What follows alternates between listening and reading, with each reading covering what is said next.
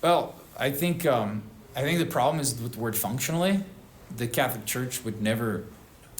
The Catholic Church would never have used.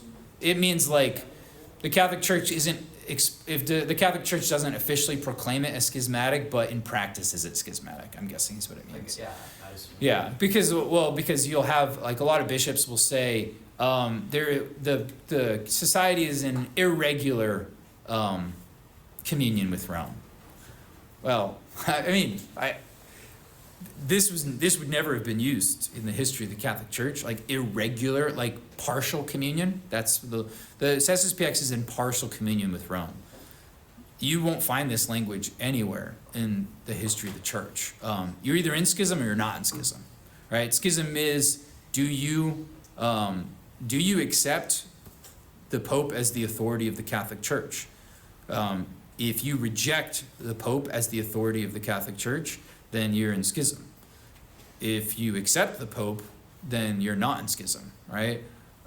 When it comes to the authority. So, does the SSPX, is the SSPX functionally, meaning in practice, are they schismatic because they don't obey the Pope? We obey the Pope in everything unless it's something that we believe goes against the dogmas and traditions of the Catholic Church, which has been preached for 2,000 years, right? So we follow the new code of canon law. We follow the new rules of fasting and abstinence. If Pope Francis tomorrow was to come out and say, we want, fasting to change to 13 years old, then, well, all right, well, that doesn't go against any traditions of the church. That doesn't go against any dogmas. We'll accept it and we obey it. Yeah. I mean, once again, we go to Pope Francis for laicizations. We go to Pope Francis for canonical questions of our marriages. We go to Pope Francis for, status of different clerics within our organization. And Pope Francis deals with us every single time, right? Functionally, I would say we are not schismatic, considering every time that we go to the Vatican with our questions to have them make judgments on canonical situations of our priests, a priest that might need to be disciplined or whatever it is, like, they respond. When it comes to our marriages, they respond. So there is a very non-schismatic relationship between the Vatican and Rome and the SSPX. The difficulty or the murky waters are when it comes to a lot of the bishops, right? Because of the collegiality that now exists in the Catholic Church, which came about through Vatican II, which was basically the democracy put into the Catholic Church, which is the Pope is no longer the king, but the Pope is just one among many bishops. Once that happens, bishops sort of don't really listen to the Pope anymore. And so the Pope will say one thing, or Vatican will say one thing, and a bishop will just decide to kind of do his own thing.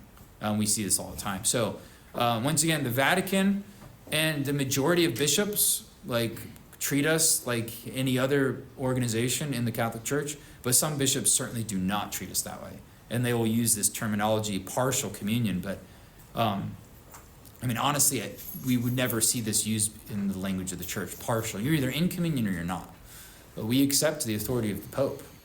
Clearly, we're not sedevacantists. So for that reason, yeah, we are functionally not schismatic.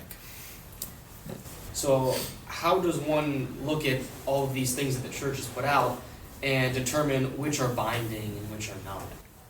So the church will be very clear when it's presenting something to the faithful as binding, right? It has to have the different marks of the infallibility of the magisterium. So it has to be promulgated by the Pope in union with his bishops, right? That could either be a declaration of the Pope or the declaration of a council, right? The Pope and all the bishops sending, that's promulgated to the universal church, to all of the church, and that is binding under pain of mortal sin, right? And is necessary, it must be believed in order to be saved. So and is on a matter of faith and morals.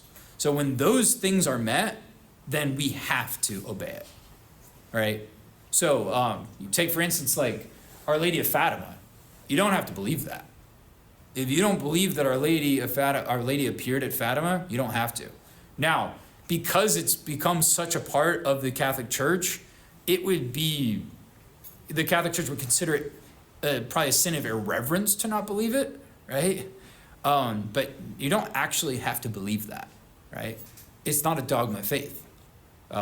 So because it wasn't, the Catholic Church never, the Pope and all of the bishops promulgated that it's now binding forever under pain of mortal sin that this happened. It can't be, right? Because it's not a matter of faith or morals. It's an apparition. It's an event that happened.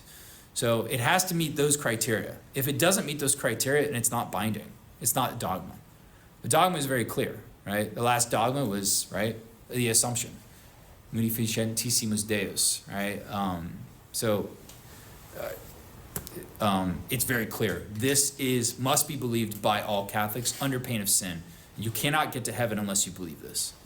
And we haven't had that since the Assumption.